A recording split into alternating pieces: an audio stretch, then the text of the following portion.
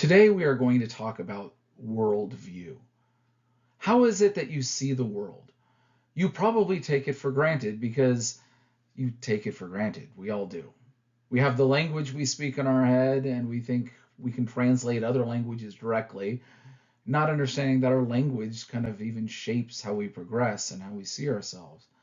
We also look at the use of technology and life and religion all as sort of norms that everyone has the same thing, or if only I explained it to you, you're missing some sort of rational faculties to be able to do so. I can help you out. But a lot of the times when we're disagreeing with people, it's not because they don't understand, it's that they don't understand even why it is we're talking about this, where we're going to go with that, or why it's so important to you when it's only a little important to them. There's a lot of different pieces to the pie that make up our worldview. It's not just one thing or another. By nature of the fact that you're, in all likelihood, watching this in America in the 21st century, you have a certain perspective that's been added onto you through both collective history of America as well as your local history and your friends around you today. So, being able to tease this out, especially as it applies to notions of religious studies, is going to help us understand the development of American religious life when we get to that later, or other issues dealing with worldview today. One of the foundational questions to ask when looking at a worldview is it going anywhere? Not just is the world going anywhere, but my thoughts, my outlook, etc. Is there a telos to the universe? And if so, what's my part in it? And the answer to this is not as easy as one might assume either. Different scholars and practitioners of religion have different answers on this. And it's not just, well, they're a theist and they're an atheist, or they're from this culture or they're from that culture, and therefore it's going to look different within that culturally prescribed sort of setting. Nietzsche, for instance, as an atheist, says no, there is no telos. We're all just here. It's just random. While Marx, who's also an atheist, says yes, there is a telos to the universe. But for him, that telos is rather secular. MLK will say yes, but as a theist, as a reverend, it's a religious purpose, right? And that arc to the universe for MLK was essential for his work in the civil rights movement. Aristotle says, yes, there's a telos to the universe, but it's complicated. So if there is a telos, if there is a purpose, if there is an end to which we are all prescribed to go to, where does that come from? Can it be set up as something on its own? Does it need a god? For Marx, it didn't. And for Aristotle, that becomes its own other complicated sort of answer as well. Can we reject the telos? Do we, by our nature, kind of start off at some sort of rejection of it and then have to come along to it? Do we have to have a conversion to the telos of the universe? Where does it come from, right? Do you have to abide by it? Is there no rejection? Right? How do you fit into this? Is this something that, you're just like a boat going down the stream? You can row as far as you want, but eventually you're going to go down the stream. Um, is there a life that you should be living? Does this telos make a difference in your everyday life? Is it completely subjective? Do you always start from your own perspective, or is it something that's beyond just you? Is it something that's shared? And if it's shared, who determines what that is? Is it just a cultural unit? Is it a religious body? Is it intellectual leaders or something along those lines? What helps us to attain also this end for ourselves? Again, history and different groups have teased this out quite a bit. I actually talk about it in a book of mine, Moving Beyond Theoria Towards Theosis, where I talk about the movement and the telos of Plato and his allegory of the cave, and then how this lives itself out within Orthodox Christianity through the use of icons. Again, we kind of move from a not religious group to a very religious group, and how these ideas move and play out are important for how you see yourselves and how you construct your own identity.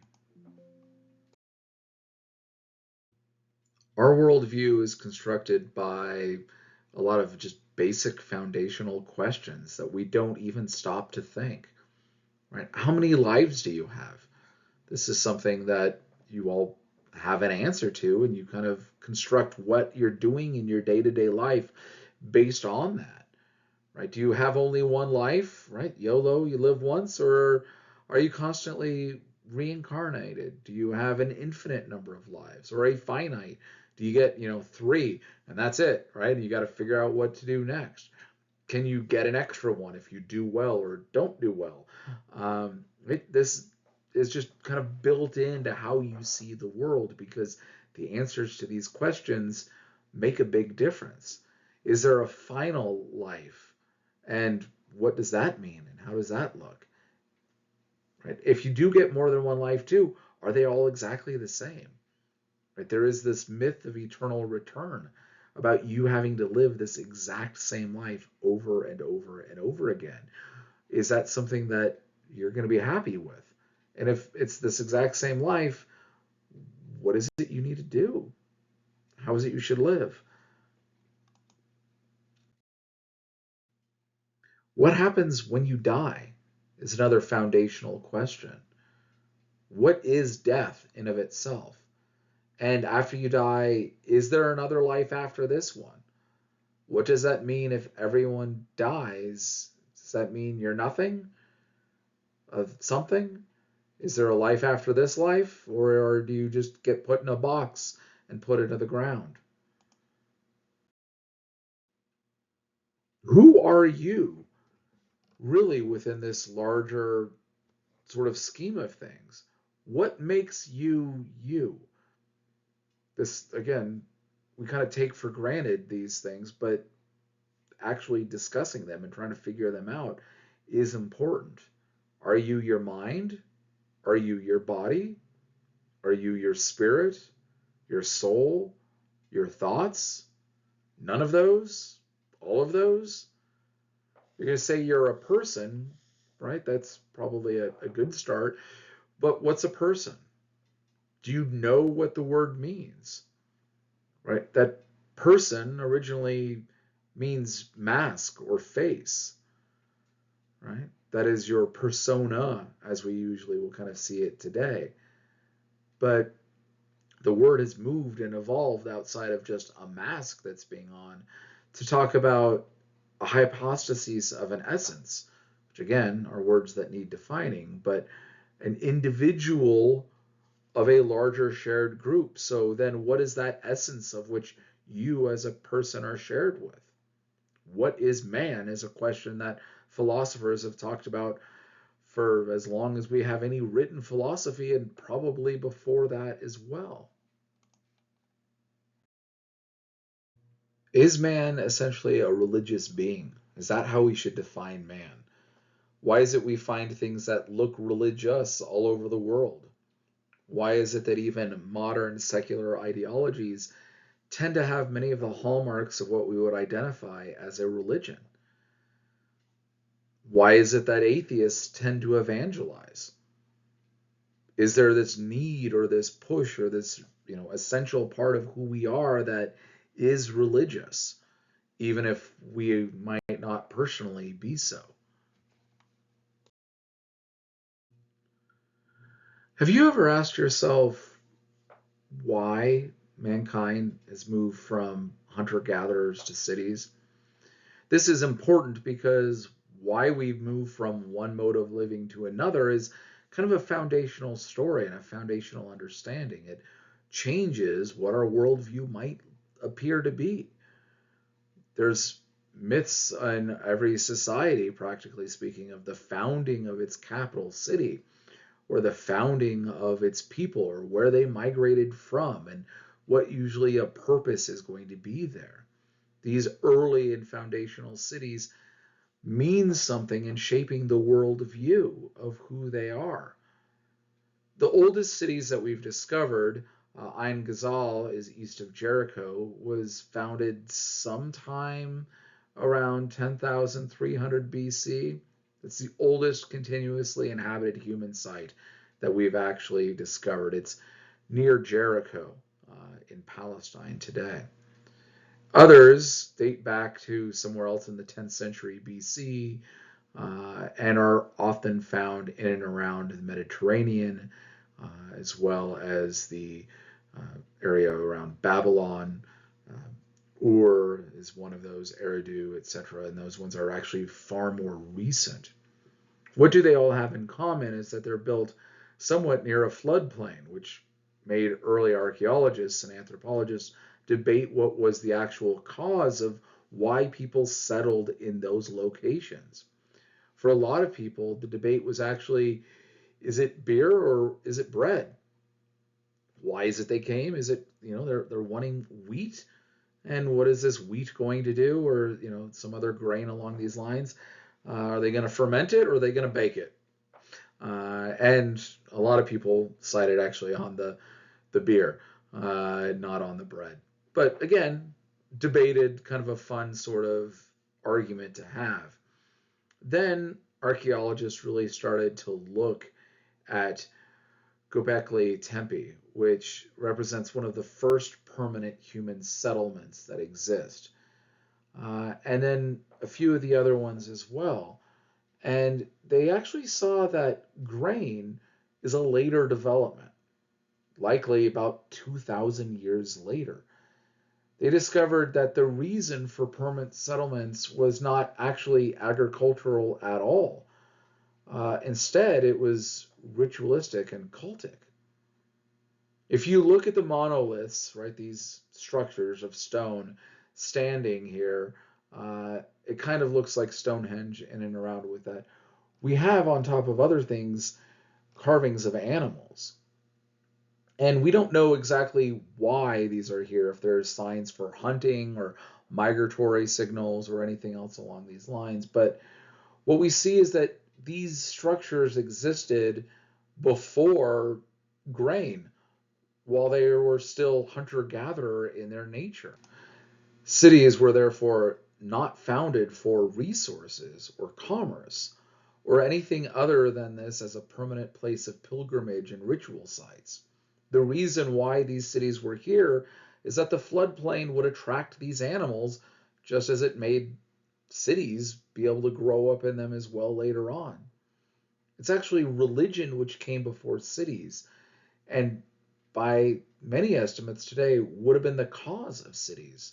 Nomadic peoples and people groups, tribes, clans, whatever, would make some sort of periodic pilgrimage to these sites.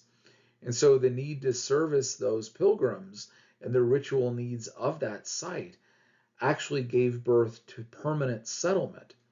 So that when we're talking about here is not really a single event, but a development in history that's referred to as the Neolithic Revolution. Farming came about to sustain the people who lived at these ritual sites. Hunters and gatherers needed to be migratory and follow their prey. The domestication of animals happened because we had to produce food at this site regardless of the season. Mircea Eliade is a 20th century scholar of religion, 1907 to 1986. He grew up in a religious household. Then, with the First World War, he fell into the waves of anti-clericalism that kind of dominated a lot of Europe, and kind of in reaction to that as well. For him, though, he says religion is not reducible. It's something that's sui generis. It exists on its own.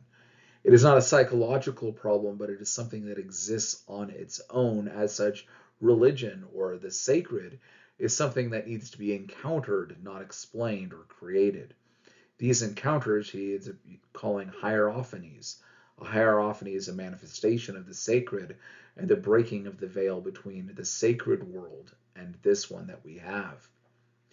Eliade, in his work Sacred and Profane, says that man is trying to gain salvation by uniting himself with reality. Religion is to give people meaning. As such, he ends up stating that man is homo religiosus. that mankind is, at this very nature, a religious being. Humans make these sort of beings and are predisposed to having religious experiences. Religious existence is by default how we actually see ourselves. It is our ground of being, and it is here that we live in a world and encounter the sacred. The sacred manifests itself into our profane or ordinary existence. Religions often view themselves as the center of the world. He ends up using the term axis mundi, that the center of the world. The cult exists here and everything else revolves around it, usually in either high places or low places. It's either the top of the world or the navel of the world, right? We have caves that you're going to go into and encounter different spirits, or you're going to meet the spirits on top of a mountaintop. Man is best defined, he says, as homo religiosus. As such, all events of man are intrinsically religious. Whether pre-modern with small-scale belief systems, large-scale modern dogmatic structures, or seemingly irreligious members, religion permeates man's ethos, actions, and beliefs on a foundational level. Amongst other things, we find this in the use of symbols which order and construct the worldview of all people. As symbols moves, so man is also moved from the individual to the particular and to the universal within that. He also did a lot of his work in India, where he recognized this and actually talked about yoga and the different means and practices of yoga within the different sects of belief that exist therein. Later on, he'll end up ending his life teaching at the University of Chicago. So maybe society started off as religious. Maybe indeed we find religious aspects in societies all over the world. But is our modern society religious today? Is this relevant, or is it just kind of like an anthropological question and test and tease out an idea? Today we'll encounter countless headlines about the rise of the nuns. Those people are not affiliated with any religious body. NPR, for instance, in 2024 had an article with the title, Religious Nuns Are Now the Largest Single Group in the United States.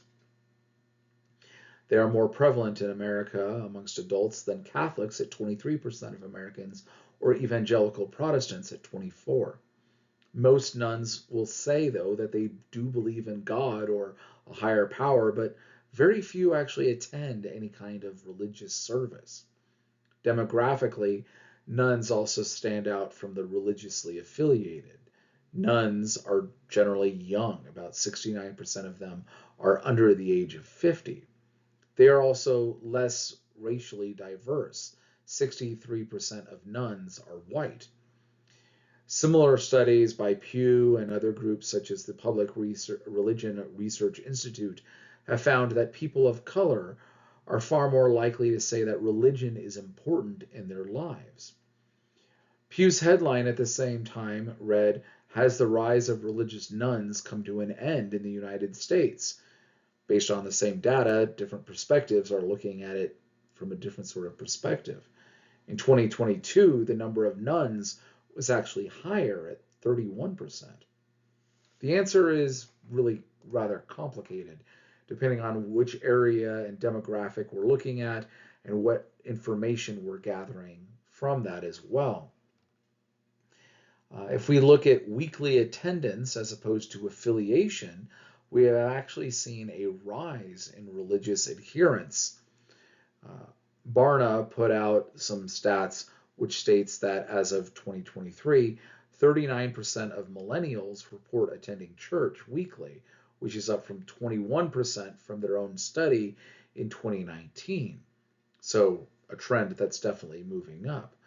Non-white millennials drive the increase in church attendance. About 45% of non-white millennials are attending church weekly, compared to 35% of white millennials. Gen X has also seen a rise from 24 to 39% over that same time period. It's actually the boomers that fluctuates the most at this time period, going up and down, and oddly enough, kind of are staying at about 25%. Which churches also people are attending varies as well. Mainline Protestants are dropping, while non denominational and charismatic Protestant churches have seen some growth. More growth is also going towards trad Catholics and Eastern Orthodox Christians, but still away from mainline Protestantism. Also, while most churchgoers go weekly, that number is really only about 59% when the rest are also attending more sporadically.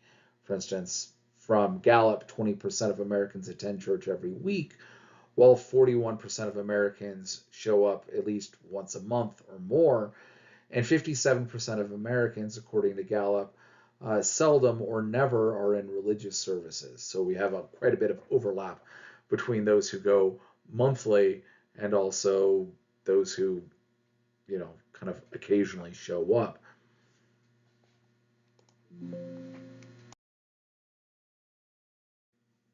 So, what do all these numbers mean? Do we not believe in anything? Pew also reports that Americans are not one thing. Kind of open up. We all know that kind of intrinsically, right? The religious beliefs and practices of Americans do not fit neatly into conventional categories. A new poll by Pew Research Center's Forum on Religious and Public Life finds that large numbers of Americans engage in multiple religious practices, mixing elements of diverse traditions, which also might explain the whole nuns category. I don't fit into any box, and Americans don't like being fit into any box to begin with. It's kind of part of our just DNA, right? Many also blend Christianity with Eastern or New Age beliefs such as reincarnation, astrology, and the presence of spiritual energy in physical objects. 26% find spiritual energy in physical things. 25% of Americans believe in astrology, and 24 say that people will be reborn in this world again and again. Many Americans also say that they attend worship services of more than one faith or denomination, even when they are not traveling or going to special events such as a wedding or a funeral. A sizable minority of all major U.S. religious groups say that they also experienced supernatural phenomena, such as being in touch with the dead or with ghosts. 47 to 59% of Americans also have changed religions at least once in their lives. So we believe something, but what that something is isn't easy to put in a box or to nail down.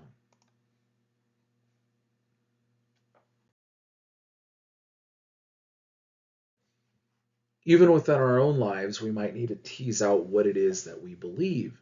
Do you believe in magic? Or at least what might broadly be understood as magic? So go ahead and raise your hand. Even if you're by yourself, go ahead and throw it up there because it's good to commit on something. And raise your hand if you or someone that you know believes in magic. Okay, so let's define what some of these things might be or some elements of that.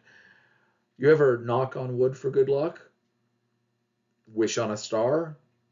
Believe in luck at all? All right, go ahead and raise your hand within that, right? You believe that you find a four-leaf clover, it gives you luck? Or crossing your fingers is important to say to ward something off? Or that you'll get bad luck if you break a mirror or open an umbrella inside or spill salt or walk under a ladder? Do horseshoes give you good luck and rabbit's feet? I'll go for the rabbit. All right. How about a fortune cookie? Are those numbers on the back really your lucky lottery numbers, or are the fortunes in them really talking to you? Is it bad luck if a black cat crosses your path? Have you or anyone you know ever gone to a fortune teller or a psychic? Called a psychic hotline? Do you believe in clairvoyance, astral projection? How about angels or demons? How about ghosts? Have you ever had an encounter with an angel or a ghost? Or believe maybe you have? Do you believe in reincarnation or other incarnations of the dead, such as zombies, or those that are both dead and alive, like werewolves and vampires, or other mythic creatures of things like cryptozoology? Do you believe in omens, the evil eye, chakras, auras, or healing energy? Do you personally or know somebody who subscribes to astrology or believe in the muses? You sit down and write and you have to wait for the muse to take over. Do you carry an object around with you for good luck? Have you found spiritual energy in physical things? Do you wear a religious medallion? Again, some of these might be seen as magical. Some of these you might say are religious. Some of these things are of one thing or another, but they're not just pure secular materialism if you believe in any of these things.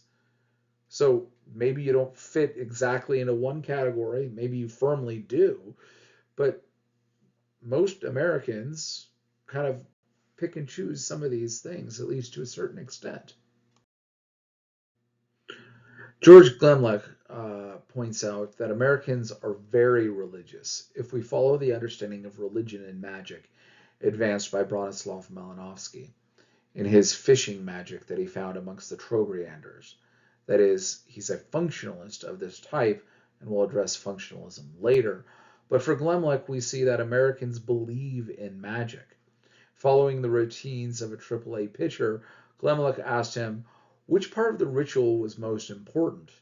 The response, you can't really tell which is the most important, so it all becomes important. I'd be afraid to change anything as long as I am winning. I do everything exactly the same. Trobriand Islanders, according to anthropologist Malinowski, felt the same way about their fishing magic. For baseball, there are three essential activities of the game: pitching, hitting, and fielding. The first two, chance can play a surprisingly important role, and it is amongst these that we see magic practitioner done.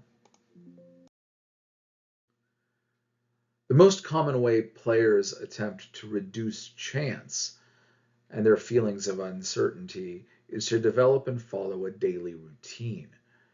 But what players often do goes beyond mere routine. Their actions become what anthropologists define as a ritual, prescribed behaviors in which there is no empirical connection between the means, tapping home plate 3 times, picking this particular bat, etc., and the desired end of getting a base hit. Taboos are also exist, and they are the opposite of rituals. The word taboo comes from the Polynesian term meaning prohibited. Breaking a taboo, players believe, leads to an undesirable consequence or bad luck. Most players observe at least a few taboos. Refusing to shave as long as you're winning, for instance, very similar to what you might find within the NHL of a playoff beard. Mentioning a no-hitter while one is in progress is a well-known example that everyone knows you're just not allowed to do. Different fetishes also exist, right? Charms or material objects that are believed to embody some sort of supernatural power that can aid or protect the owner. Charms, talismans, keepsakes, clothing, even the numbers players have are all a form of imitative magic. You might wear the same clothes because those ones had good luck. If any of you play for any sports, you can kind of think about your own superstitions that both you or maybe your fellow players have. And there's no real reason for this. There's just a certain degree of uncertainty, and well, things went well, and so we're going to keep doing that. There's also then no ritual for the fielder because that's about skill, not luck. You may run into a moment of bad luck, right? You might run into another player in the outfield or trip, or the sun is in your eyes, or something along those lines. But 97% of the time you succeed because you train, you practice. Obviously, the rituals and superstitions of baseball don't make a pitch travel faster or a batted ball find the gaps between the field, nor do the Trobrand rituals calm the seas or bring the fish. What both do, however, is give their practitioners a sense of control with that added confidence at no real additional cost. And we all know how important a sense of control is in sports and in life overall. If you really believe eating chicken or hopping over the foul lines is going to make you a better hitter, you do. And in this way, you gain a certain sense of control over an uncontrollable situation. And oddly enough, it does actually help you to become better at what it is that you're doing. And so, routines, rituals, taboos, fetishes, group identity, the vibe that's being put out in different areas make a difference that's actually measurable and relatable.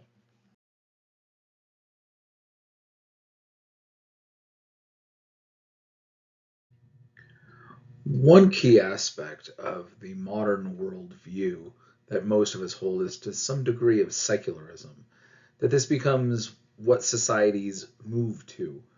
The whole argument that we started off magical, then religious, and then are moving into the era of science also includes with it the idea that we're now having the telos of society become less and less religious, and that secular humanism is the great good. And it is, in many ways, also inevitable that there's a long march of history, and it's a secular march. Even if we don't express this ourselves, different religious groups, fundamentalists, even opposing notions of secularism, still try to make their arguments from a secular point of view.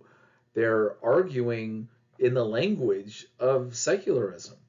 So a lot of us have kind of internalized all of this. But is secularism actually inevitable? Is this where things are going? Or is this just the language of a certain group of people who might actually be aspirational and desiring the secularization of society? One contemporary American scholar, a sociologist by the name of Rodney Stark, talks about secularization and the process of secularization. He has a work called Secularization RIP, where he talks about this process of what we believe, or at least many sociologists believe, is an inevitable telos of society, and tries to intellectually tease this out. Personally, he doesn't have a huge dog in the fight. He calls himself a generic Christian, and throughout many of his works, of which he's got quite a few, he's rather intellectually honest with his findings.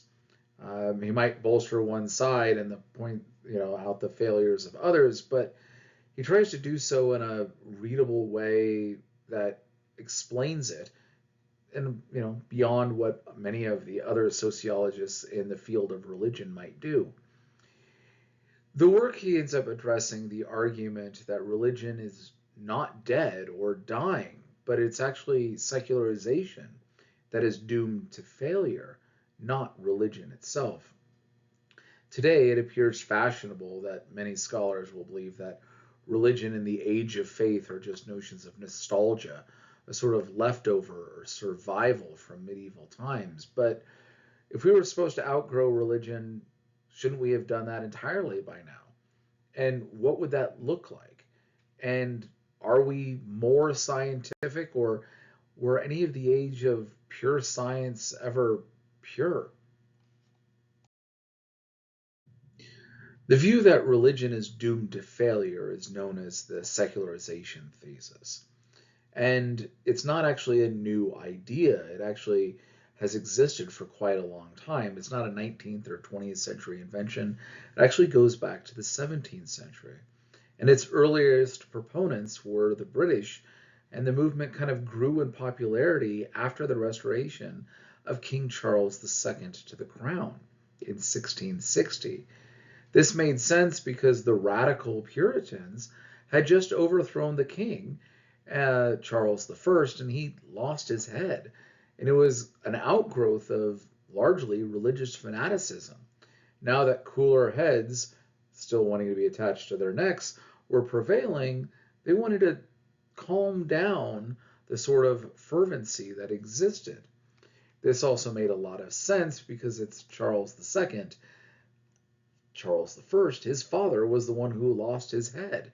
And Charles II was actually Catholic, unlike his father Charles I, who was Protestant, just not Protestant enough for the radical Protestants. And so anyone whose head would be up on the chopping block next would be his. And so we see a sort of tension that exists in 17th century British society. Therefore, the push for secularism was pragmatic more than prophetic. So, what of the prophecies? There are these prophecies that secularism is going to come up. Stark ends up teasing this out and finds that there are 5 common themes in all of the secularization prophecies. The first is that everyone agrees that it is modernization that will end religion. In other words, as urbanization and innovation increases, religion decreases. We should see a sort of correlation, at which point it's actually causal, not just simply a correlation. 2, the focus is not on a separation of church and state. They are not concerned with the institutions of the churches, but with the idea of individual piety itself. It is not about religious institutions, but about religious people. It's not about religion's power in the state. Everyone can agree that the role of a pastor in Germany is not as strong as a bishop as it was before the Reformation. That's just kind of a given, but it's about the individual people themselves. The third tenet of the prophecies of secularization is that science is going to win out over religion. So religion is going to die out because everyone will have a new sort of fidelity to science itself. The fourth tenet is that once secularism is adopted by the state, there's no going back. That we've moved past a certain point and you can't recover what was lost. And the fifth sort of tenet is that most look at Christianity when applying these discussions first and then other religions later. So they're looking at primarily Europe and America and the role Christianity has there, and then applying it to Islam or Hinduism or Buddhism or some other sort of group kind of following the same sort of trajectory. The first thing that Stark looks at is what he calls the myth of religious decline. He's using the term myth here, as many of us do, from a colloquial sense of something that is repeated often but not true. He's not identifying myth here as an epic story that's meant to convey deep truths, how most of us should understand and use that word. He states, if we were to take the claims of those who predict the end of religion, we should expect to see a steady decrease in religious activities in the areas that are most developed. In other words, first world countries will be less religious than third world countries, and urban centers will be less religious than rural centers. And there might be a sort of correlation along these lines, but is this stagnant? Does this always move this one direction? He ends up saying that wherever religion still exists in places in the US and Europe, this should all be fading away. But that's actually wrong. Scholarship actually shows a lot of the errors in this. David Martin, in 1965, was the first contemporary sociologist to reject the secularization thesis. He even believed that we should drop the discussion of it at any level because there's really no evidence to support it. Religious trends and religious participation goes up and down, as you can see from this Gallup chart here. Even among those who talk about Alexis de Tocqueville, we read in places of Europe where there was little education and little enlightenment, there were also irreligious people there. And in America, where the Enlightenment ideas were high, there was a higher church attendance, at least than there was in Europe at the time. There is also no scientific, aesthetic, or atheistic revolution in Europe that took over. Religious participation is somewhat steady. There is always a variation, but this doesn't differ from how things have been done historically. The trends that we see throughout the 19th and 20th century are things that we should anticipate existed in the 15th and 16th century, and in the 5th and 6th century as well.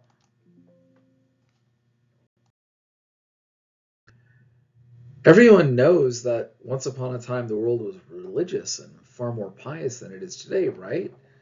Well, not really. Like most of the once upon a time tales, the conception of a pious past is mere nostalgia.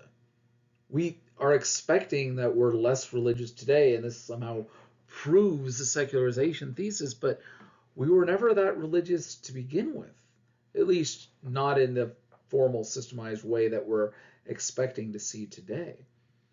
Most scholars are starting to learn that, or at least admit, there never really was an age of faith.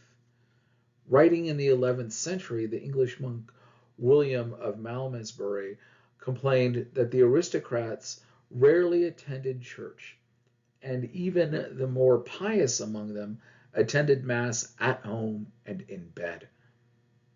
As for the ordinary people during the Middle Ages and during the Renaissance, the masses rarely attended church. Participation may be low today in many nations, but not because of modernization. Therefore, the secularization thesis is really irrelevant. In fact, you read a lot of laws that are passed or church canons in the East and in the West. A lot of them tell people how often they have to attend church to be able to get other benefits from the church, including marriages and funeral rites.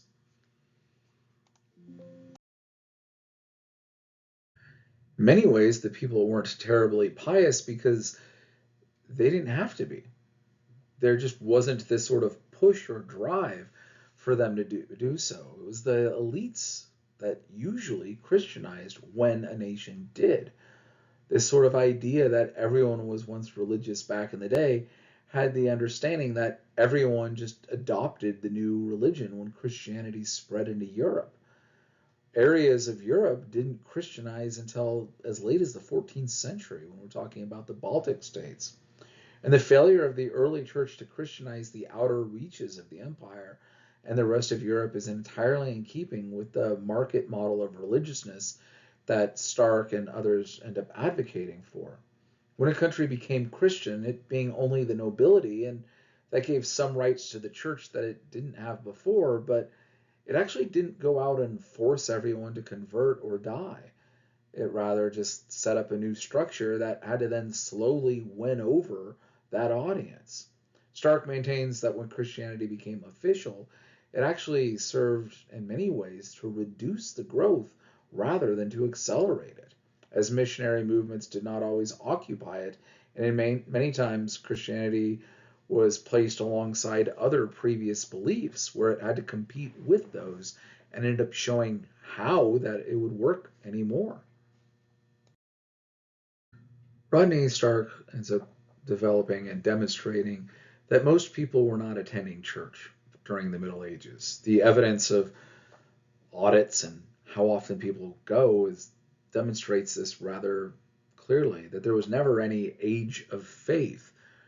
And yet, still, many people might posit the argument that, well, they might have been more pious even though they didn't go to church. They might have still believed in the church itself.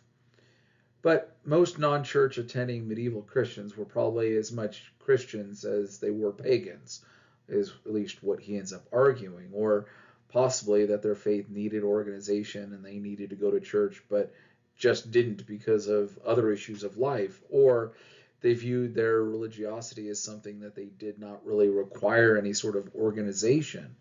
For instance, prayer and scripture reading don't always occupy church attendance. But at the same time, all of the excuses and all of these reasons that we talk about for while they might not have attended church are the same things that exist today. A lot of people might not be officially affiliated with the church group, but do a lot of the same stuff kind of on their own and have just internalized a certain amount of it. Many of those who advocate for the secularization thesis look towards Iceland as the example of where it is going and therefore where everyone else will follow. Generally, it's viewed as a secular society. Only about 2% of the people of Iceland attend church weekly. Yet, what we see if we start digging into it is a lot like what we have elsewhere, that there's high levels of in the home religion in Iceland today. There are high rates of baptism, and nearly all of the weddings occur in a church. And affirmations of personal immorality are also typical in newspapers, obituaries. People are usually said that they are rather pious or were during their life, which is usually written by a close friend or a deceased of the deceased rather than by the newspaper writer. In 1990, the World Value Surveys reported that 81% of Icelanders expressed confidence that there is life after death. 88% say that they believe humans have a soul, and 40% believed in reincarnation. This is the same thing that's happening while they're not attending their largely Lutheran churches. And when asked how often do you pray to God outside of a religious service, 82% of Icelanders said that they prayed sometimes, and 1 in 4 said often. Moreover, only 2.4% of the population of Iceland said that they were convinced atheist. In other words, most of them believed in something, even if their actions didn't show it.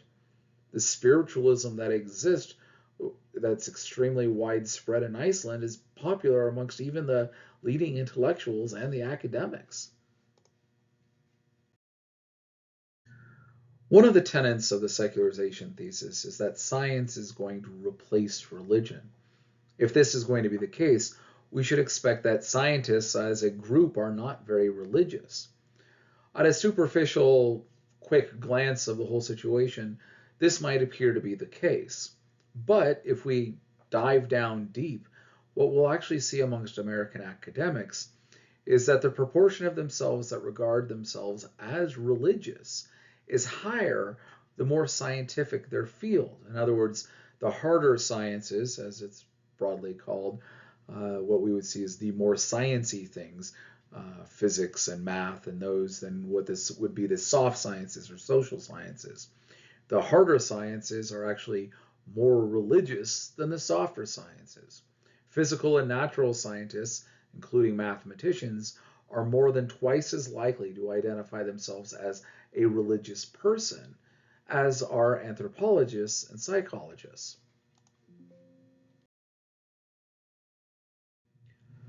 Another essential component of the secularization thesis that Stark dismantles is the argument that once a society has become secular, in other words, once it's no longer religious, it doesn't ever go back.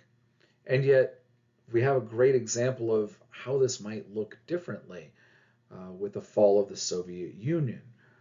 We should expect today to find a large number of atheists in all of the former Soviet Union that closed down churches and made it illegal to believe in God. The Soviet Union actively destroyed churches and monasteries.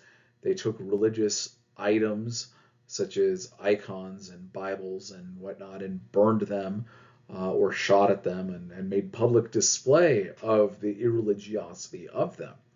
And so today, in all of the former Soviet countries, we should expect, if the secularization thesis is true, that pretty much nobody is religious there. 1991, the Soviet Union collapsed. And so what happened? Well, monthly church attendance in Hungary, for example, rose from 16% in 1981 to 25% in 1991, a rather large jump within months of the Soviet Union ending.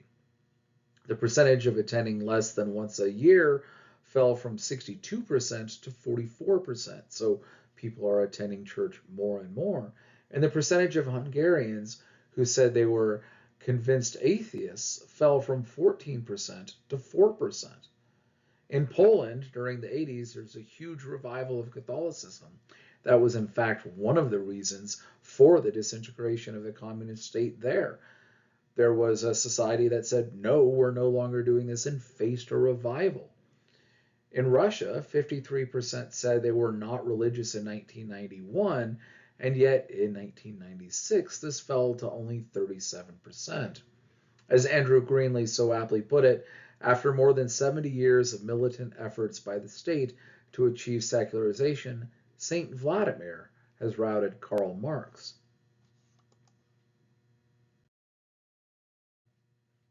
So, what is he saying in conclusion? Stark emphasizes that no one can prove that one day religion will not wither away.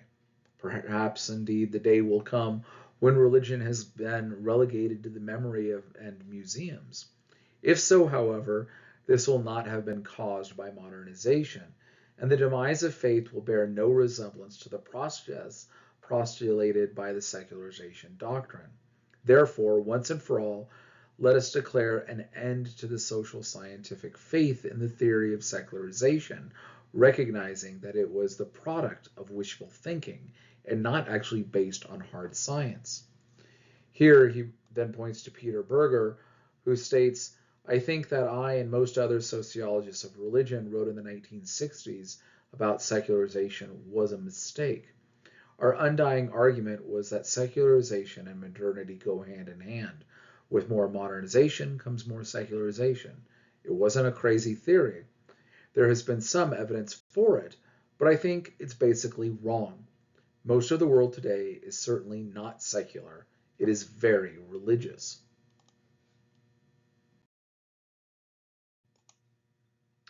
So, as a sort of thought and reflection, you should think, what would a completely secular society look like? Can there ever be a truly profane or secular or materialist society? Do you believe in magic or other supernatural or superstitious things? And did it surprise you maybe by how many people you know might fall into this category? What do you do with things like sports and associated routines, rituals, taboos, and fetishes that go with them? It exists all over today. Also, as a basic answer of what is the telos of mankind, what happens when you die? What is your worldview and what does that tell you about who you are?